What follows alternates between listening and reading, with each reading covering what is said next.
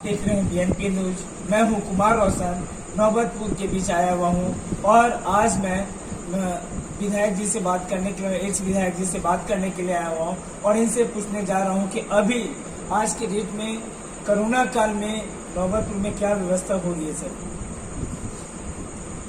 पहले तो मैं आप लोगों को धन्यवाद दे दूं और कोरोना के संदर्भ में आपने जानकारी हासिल की। आज से 3 दिन पहले हमारे सांसद हम और हमारे कार्यकर्ता नौबतपुर के रेफरल हॉस्पिटल से होते हुए विक्रम, दुल्हिन बाजार, पालीगंज, जितने हमारे यहाँ रेफरल, फिर उसके बाद मतलब आपका PSC विक्रम, उसके बाद दुल्हिन बाजार, सब जगहों में कोरोना और कोरोना से प्रभावित लोगों को हमारी सरकार और स्वास्थ्य विभाग की तरफ से कौन सी कार्य चल रहे हैं उसकी पूरी जायजा लिया था। नौबतपुर में तो थोड़ी असुविधा थी लोगों को, लेकिन दुल्हिन बाजार, विक्रम, दुल्हिन बाजार और पालीगंज में पूरी मुस्तैदी के साथ कोरोना संक्रमित लोगों को सरकार के द्वारा जो बचाव कार्य चल रहा है पूरे बारीकी से हर जगह हमारे स्वास्थ्य विभाग के कर्मचारी, डॉक्टर, नर्सें और सामाजिक कार्यकर्ता भी पूरे मुस्तैदी के साथ जुड़े हुए थे। और उस दिन कोरोना का जांच पालीगंज में हुआ था, उस गाँव में, वहाँ पर भी 3 मतलब पॉजिटिव निकले थे। और उसके बाद विक्रम में भी हुआ था, ननाड़ा गाँव में, वहाँ भी लगभग लगता है कि 60 लोगों की जांच हुई थी, जिसमें 8 लोग संक्रमित थे, जिनको वहाँ पर हमें अपने घर में ही रहकर उनको इलाज की व्यवस्था की गई थी। और हम लोगों ने दूरभाष से भी, जो हमारा क्वारंटाइन सेंटर है आपका पालीगंज में, यहाँ में खिरी मोड़ में ITI जो बिहार सरकार का मतलब प्रतिष्ठान है उसी में बनाया गया था, वहाँ पर 6 रोगी थे। यहाँ से दूरभाष से उनसे बात की गई थी, सांसद महोदय ने बात किया, उन्होंने कहा कि पूरे बढ़िया से दवा भी चल रहा है, भोजन भी मिल रहा है, नाश्ता भी मिल रहा है और समय समय पर डॉक्टर पालीगंज से भी, अनुमंडल हॉस्पिटल से हमसे स्वास्थ्य के संदर्भ में जानकारी लेते हैं। इसलिए कुल मिला करके हम लोगों के ग्रामीण क्षेत्र में कोरोना पर जो हमारा सरकार का, हमारा स्वास्थ्य विभाग का ध्यान है, पूरे मुस्तैदी से हमारे कर्मचारी लगे हुए हैं। हमें विश्वास है कि आने वाले कोई दिन में कोरोना का उन्मूलन होगा, जिससे सारे लोग आज जो भयभीत हैं उन लोगों को त्राण मिलेगा। अभी इलेक्शन का समय है सर और इलेक्शन कमिश्नर ने भी समय को निर्धारित कर दिया। इस व्यवस्था में जैसे कि यहाँ पे जो विधायकगण हैं उन लोग क्या तैयारी कर रहे हैं इलेक्शन के लिए, क्या मुस्तैदियाँ हैं? नौबतपुर में गहमा गहमी बहुत ही ज़्यादा है इलेक्शन से पहले, इसके बारे में संदर्भ में थोड़ा आपको बताएं। चुनाव तो एकदम समय पर होगा और हमारे दल ने भी समय पर चुनाव कराने के पक्षधर है। कुछ राजनीतिक दल विरोध भी कर रहे थे, लेकिन चुनाव आयोग इसमें सर्वोपरि है और चुनाव आयोग पूरे चुनाव कराने के लिए अपनी पूरी ताकत के साथ उसमें लगी हुई है। और मतदाता सूची में नाम जुड़वाना, हटवाना या और प्रशिक्षण से संबंधित जितने कार्य चुनाव आयोग कर रहा है, सही समय पर चुनाव होगा और हम लोग पूरे चुनाव में मुस्तैदी के साथ उम्मीदवारी मिलने के बाद हम लोग चुनाव लड़ेंगे और चुनाव भारी बहुमत से हम लोग जीतेंगे। एनडीए की सरकार पुनः यहाँ बनेगी, इसे कोई रोक नहीं सकता है, क्योंकि बिहार में और देश में विकास निरंतर हो रहा है। बिहार में भी विकास हुआ है, पूरा विकास हुआ है। कोई भी ऐसी सरकार आज तक नहीं मिली थी केंद्र में जो किसानों के खाते में कुछ न कुछ, हर किसान, हर गरीब, हर BPL धारक, हर नरेगा से जुड़े हुए मजदूर को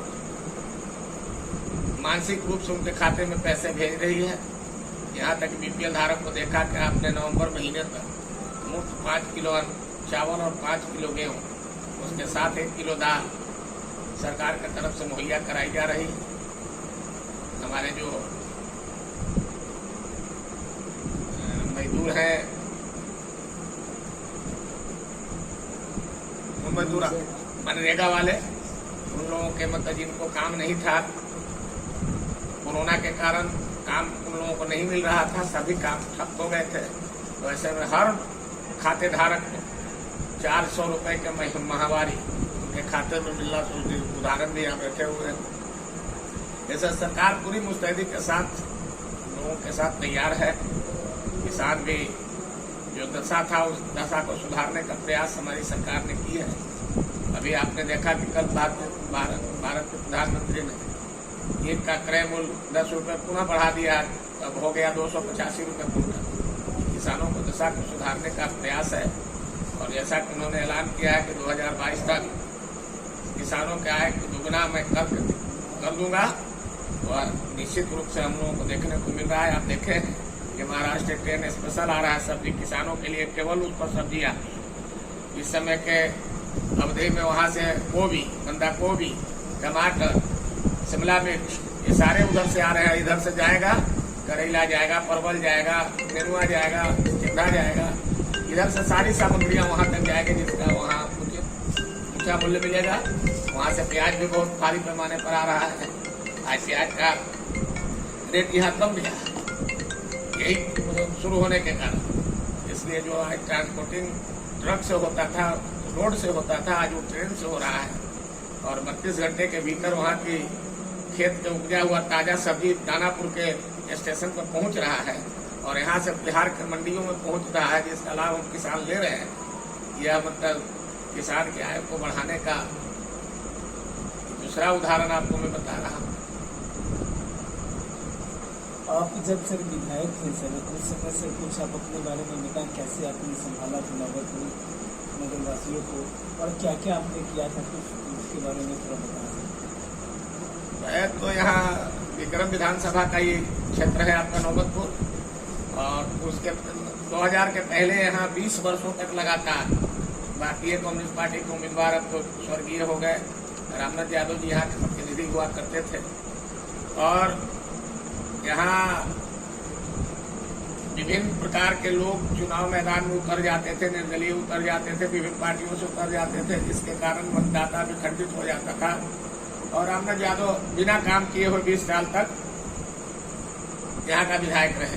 2000 वर्ष में हमने पूरे प्रचंड बहुमत के साथ चुनाव मैदान में चुनाव में जीत हासिल की।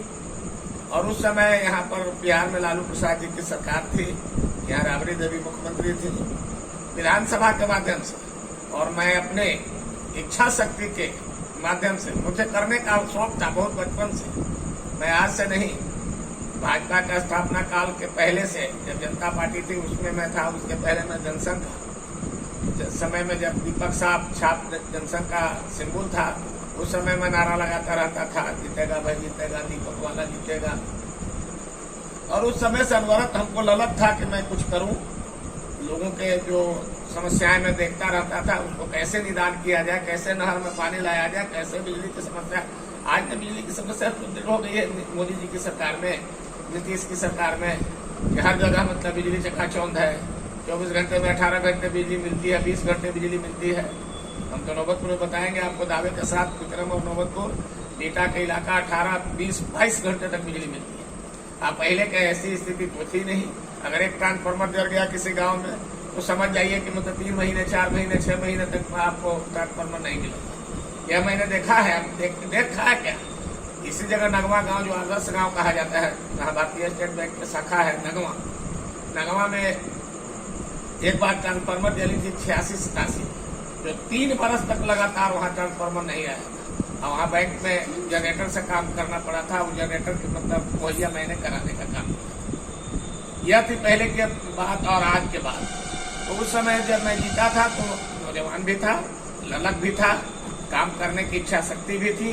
तो मैंने जो काम किया है उसका उदाहरण मैं आपको क्या बताऊँ। जो NH है अनिसाबाद से लेकर के औरंगाबाद तक की जो सड़क, ये मेरे मतलब परिश्रम और मेरे मतलब प्रस्ताव के अनुसार मतलब भारत सरकार ने इसका अनुमोदन किया था, और आज NH बन गया। देखिए कि लाखों लोगों का इसका लाभ मिला है। यहाँ से लेकर के औरंगाबाद तक बहुत से मतलब रोड पर आपने देखा कि यहाँ वहाँ दुकानें लगी हुई है, पेट्रोल पंप बनी हुई है, मतलब मार्केट बना हुआ है। उससे लोगों का रोजगार सृजन हुआ है, और यहाँ से पटना जाने में भी बहुत सुविधा हुई है। नहर का मार्ग जो आप देख रहे हैं बाबू से लेकर के और खबल तक, इसको भी मैंने पक्की हमारे ही रीजन में बनी थी। नहरों में किसान के, अगर महजपुरा के किसान की खेती बाड़ी सारा है तो नहर के पूरब तरफ है। अब उसको वहां से मतलब खेत के फसल को ले आने में, खेत को जुताई करने में, बैल ले जाने में, उस समय बैल ले जाने में 2000 के बाद मैं बता रहा हूँ बहुत कठिनाई होती थी।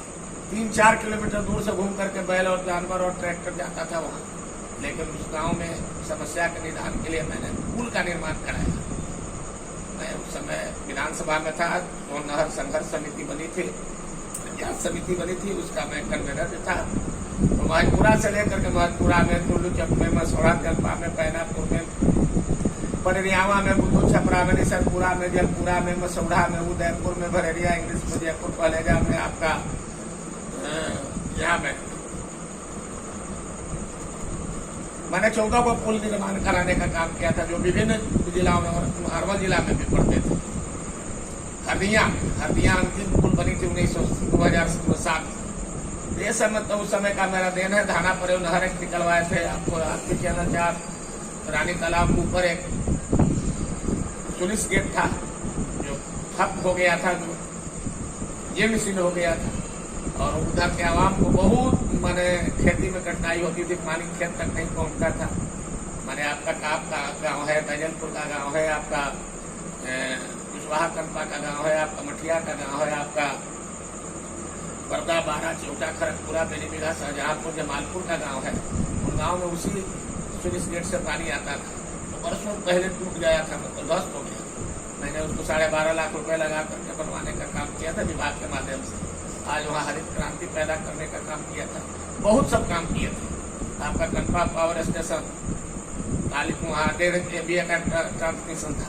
उस समय मैंने वहाँ 5 MVA का ट्रांसमिशन लगाने का काम किया था। विक्रम एक ऐसा प्रखंड था जहाँ पूरे आजादी के बाद बिहार के सभी प्रखंड मुख्यालयों में पावर सब स्टेशन का निर्माण हुआ था, लेकिन 88 के त्रिशूल पर विक्रम था जहाँ आज तक मुख्यालय में कभी पावर सब स्टेशन नहीं था।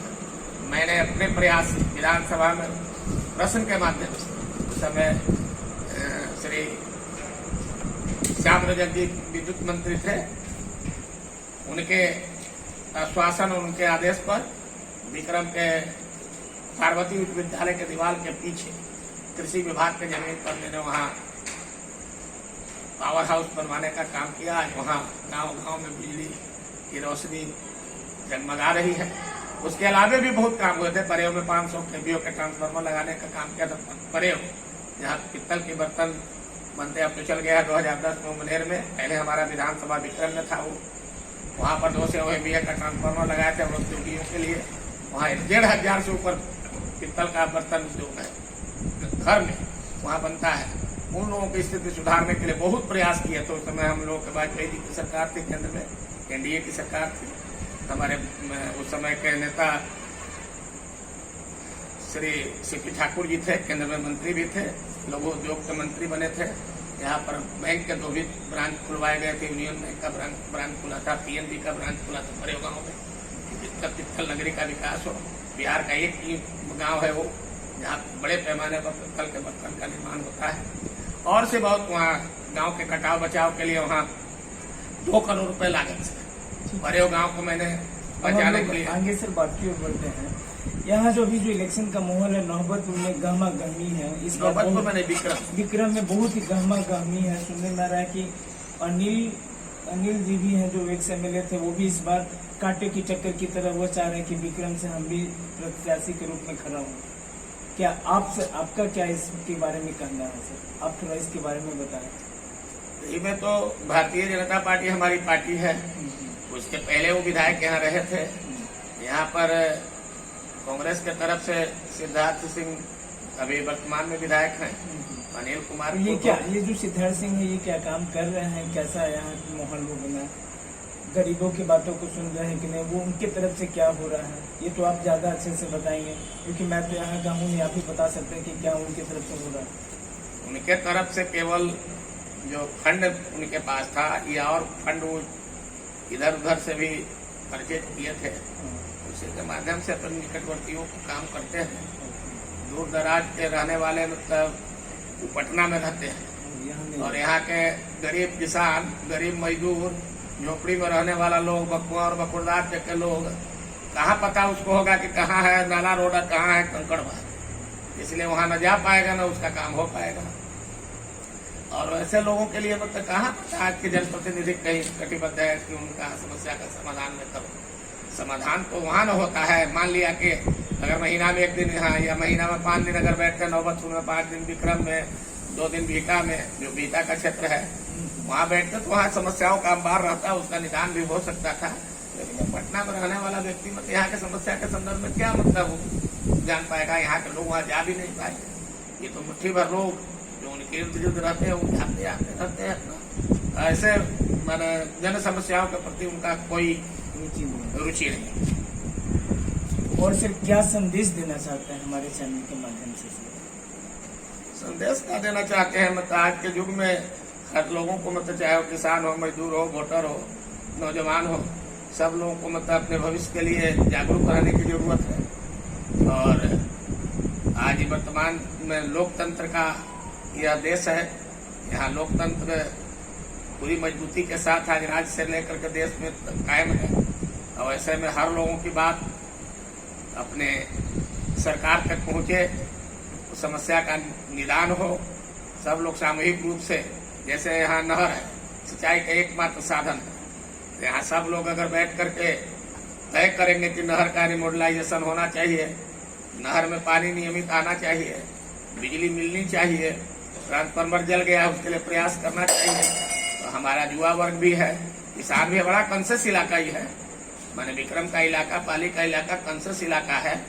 यहाँ पर अपनी समस्या को बड़ी बारीकी के साथ बैठ करके हम लोग यहाँ हमेशा 24 घंटे रहते हैं, दिशा निर्देश और मार्गदर्शन देते हैं। और उसी के अनुरूप मतलब सब चीज होता है। स्कूल में भी पढ़ाई होती है। तो कोरोना के कारण मतलब स्कूल की पढ़ाई ठप हो गई, हर व्यवस्था मतलब ठप है। वाहन नहीं चल रहे हैं, दुकान नियमित नहीं हो रहे हैं, होटल भी मतलब बंद है। जो सरकार का निर्देश होता है उसका पालन करना ही पड़ता है। लेकिन ऐसे हम अपने लोगों को हमेशा यही कहते हैं कि स्वच्छ रहिए, नशा से मुक्त रहिए, विकास में भागीदार बनिए। जब हमारा क्षेत्र विकास करेगा तब हम भी समृद्ध होंगे, हमारा राज्य समृद्ध होगा, हमारा देश समृद्ध होगा। और यह किसानों का देश है, नौजवानों का देश है। 65% लोग यहाँ युवा शक्ति है। और युवा शक्ति आज पूरे राष्ट्र के निर्माण में एकजुट है। हम चाहे वो विदेशी ताकतें हों जो भारत को चाहता है कि कमजोर कर दे, उससे मुस्तैदी के साथ हमारा देश और देश की सरकार और जो हमारा सेना है और यहाँ के जो आवाम है, सब लोग मिलकर के उसको मुंहतोड़ जवाब देने के लिए हम लोग एकदम तैयार हैं। किसी मामले में हम लोग पीछे नहीं है। अब हमारा देश 21वीं सदी का भारत बनने जा रहा है, जिसका नेतृत्व हमारे लोकप्रिय प्रधानमंत्री माननीय नरेंद्र मोदी जी कर रहे हैं। और हम लोग उन्हीं के अनुयायी हैं, उन्हीं के मार्गदर्शन में अपने कार्यों को आगे लेकर बढ़ते हैं। आप देखे हैं कि महीना में 1 बार मन की बात करते हैं, सारे लोगों से जुड़ते हैं, सब लोगों से पूछते हैं कि क्या आपका मतलब राय है, सबका राय जानने की कोशिश करते हैं। फिर 30 तारीख का उनका मन की बात होने वाला है। पूछा है उन्होंने आज, सब लोग अपनी मन की बात को मतलब मेरे यहाँ राय के रूप में मतलब भेजे, ताकि मैं उस पर विचार कर सकूं और उसको विकास का एजेंडा बना सकूं। पालीगंज के कुछ में नहीं किया।